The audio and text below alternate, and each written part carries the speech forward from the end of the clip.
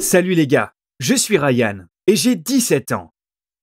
J'ai été dans le coma pendant 5 mois et 12 jours. C'était une expérience si étrange. Je suis passé d'un état de rêve à la réalité. Au bout d'un moment, j'entendais ce que les gens disaient autour de moi. Mais je ne pouvais pas réagir. Un truc incroyable s'est produit pendant que j'étais dans le coma. Laissez-moi commencer par le commencement. En grec ancien, le mot coma signifie sommeil profond, mais ce que vivent les patients est très différent du sommeil. Le corps éteint la conscience pour se guérir, ce qui minimise l'activité cérébrale. C'est un peu comme appuyer sur redémarrer sur un ordinateur. On vous alimente par des tubes. Certains patients sont aussi attachés à une machine pour bien respirer. Cette machine achemine l'oxygène dont votre corps a besoin vers vos poumons. Alors, comment ai-je fini dans le coma?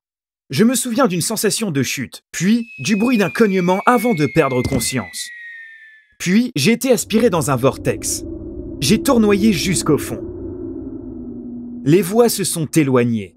Le pire, plus je m'enfonçais dans le vortex, plus il devenait sombre.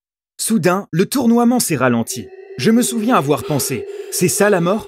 Puis un profond silence et l'obscurité absolue. C'est à ce moment-là que je suis tombé dans le coma.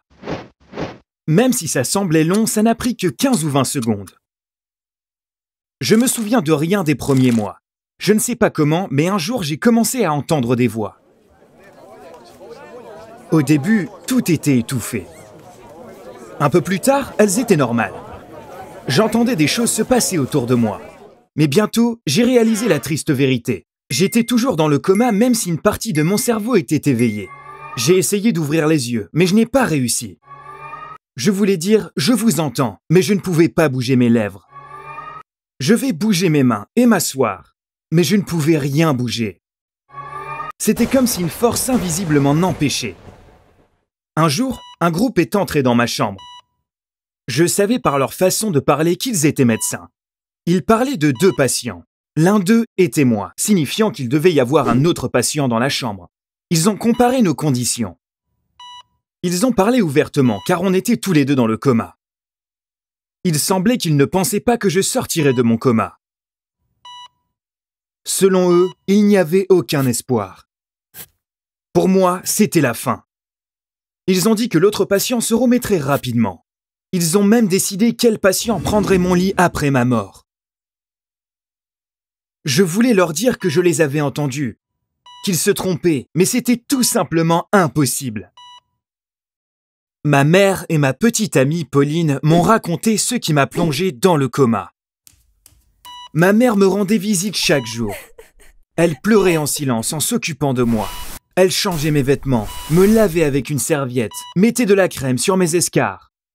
En réalité, personne ne t'aime comme ta mère t'aime. Ça, c'est sûr. Elle murmurait les mêmes choses quand elle pleurait. Tu ne voulais pas aller au camp. Je t'y ai envoyé pour que tu socialises. Tu voulais juste te détendre. Tu ne voulais pas rester dans une tente. Je suis responsable de tout ça. C'est ma faute. J'aimerais ne pas t'y avoir envoyé. Ma mère parlait d'un camp de vacances, mais je me souvenais de rien. Ces souvenirs avaient disparu. Suis-je allé au camp avec mes amis?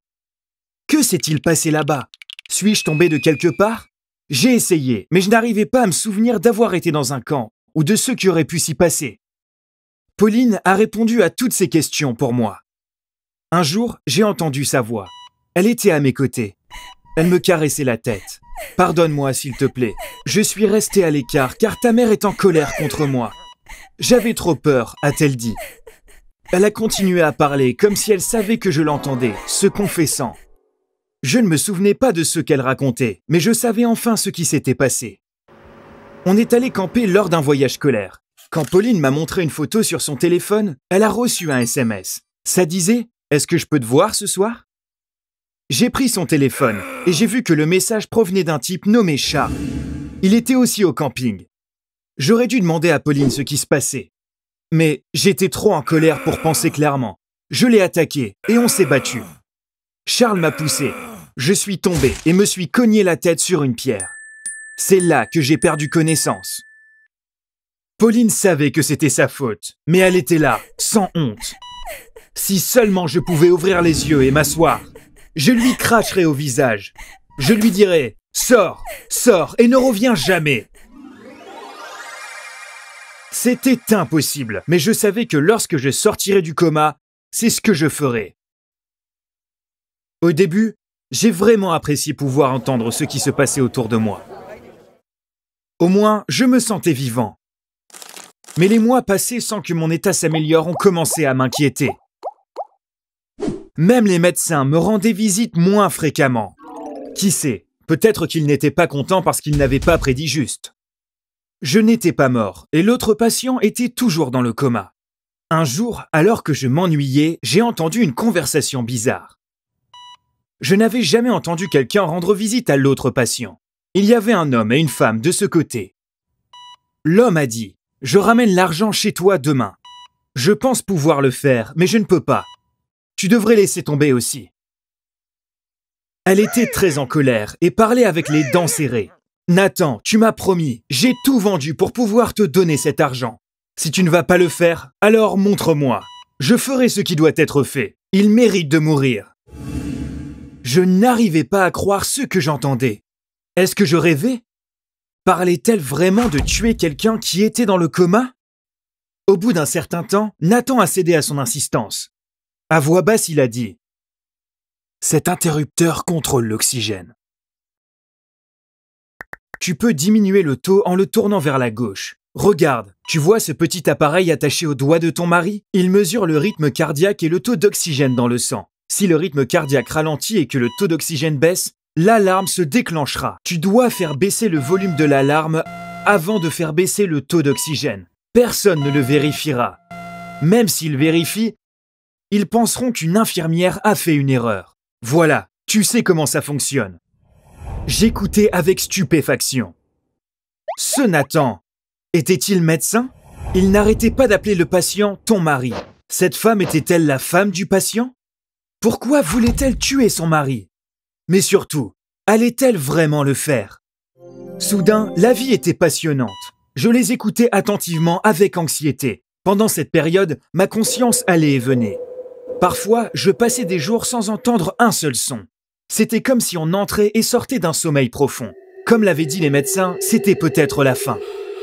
J'avais vraiment peur, mais je ne pouvais rien faire.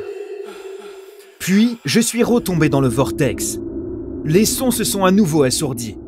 J'ai tourné infiniment dans le vortex et j'ai complètement perdu conscience. Je me souviens du moment où je me suis réveillé. Mes yeux se sont ouverts. Je n'avais pas vu la lumière depuis des mois, alors j'ai fermé les yeux. J'ai entendu ma mère crier de joie. Elle avait vu mes yeux s'ouvrir. Elle a tout de suite fermé les rideaux. J'ai de nouveau ouvert les yeux. Je lui ai souri. Elle a dit « Bonjour mon chéri » et s'est mise à pleurer. La salle s'est remplie de médecins en 10 minutes. Je n'étais pas encore sûr de pouvoir parler. J'avais l'impression que ma voix n'allait pas sortir. J'ai juste continué à sourire. Plus tard, je me suis souvenu d'un rêve que j'avais eu dans le coma. Cette expérience était tellement bizarre. Dans mon rêve, la femme d'un autre patient voulait le tuer. Un médecin qui s'appelait Nathan l'aidait. Mais dans le lit d'à côté, le patient était légèrement plus âgé que moi. Pas assez pour avoir une femme. Je pouvais maintenant parler aisément. J'ai raconté ce rêve à ma mère en riant. Elle s'est figée quand je me suis arrêté de parler. Apparemment, le lit dans le type d'à côté était mort il y a 1 mois.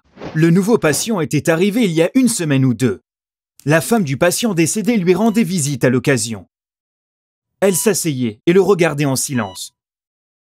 Et Nathan? Ma mère m'a dit qu'il n'y avait pas de médecin du nom de Nathan.